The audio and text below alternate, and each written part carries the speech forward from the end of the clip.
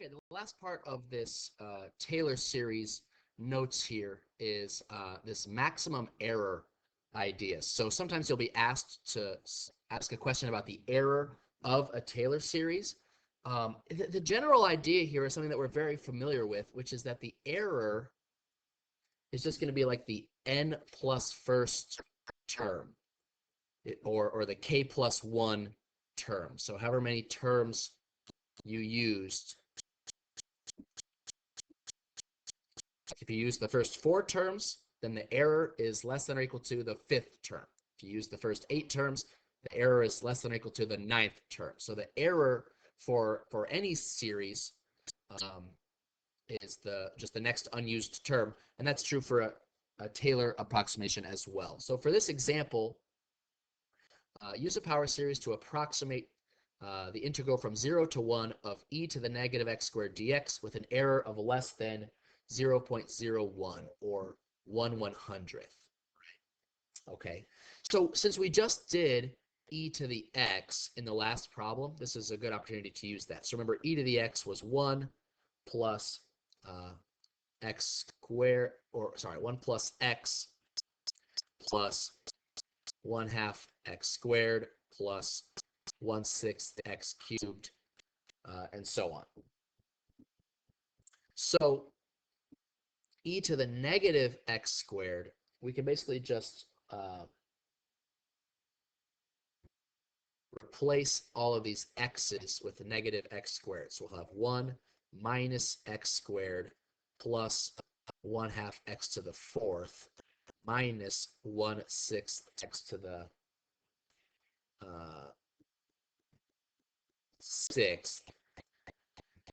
The next term would be 1 over 4 factorial, which is 24, and then x to the 8th. So the fact that we have a negative here starts the series alternating, and then the x squared, we're basically just doubling each exponent. Okay, so now that we have an expression for the first several terms of our function, now we're going to start considering the integral from 0 to 1 of these terms.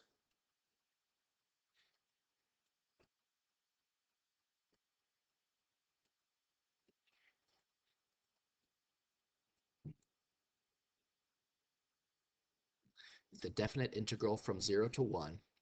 So let's take the antiderivative here, right? 1 becomes x. X squared becomes 1/3 x cubed. X to the 4th will become 1/5 x to the 5th, and that's times 1/2, so that gives us 1/10. X to the 6th becomes x to the 7th. 6 times 7 is 42. X to the 8th becomes x to the 9th. 9 times 24 is 216, and so on. But I think this will be enough when we evaluate this from 0 to 1.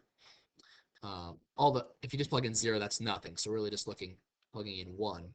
So that's 1 minus 1/3 plus 1/10 minus 1/42 plus 216th. And so we can see that the 5th term should be our error term.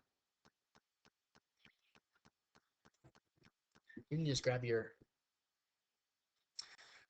right, if we look at the 4th term, that's still too big. That's not smaller than 1/100th, but the 5th term is smaller than 1/100th. So the 5th term is our error term, which means we should use for our sum the first 4 terms. You can just add those together. You can just do that in your calculator. Whatever that sum would be, that would be your approximation, and then looking at the 5th term, that approximation is within our tolerance of error for this problem. So the next time you're asked about the maximum error in a Taylor series, it's just the same error as any series. It's just the next unused term. Okay, that's it.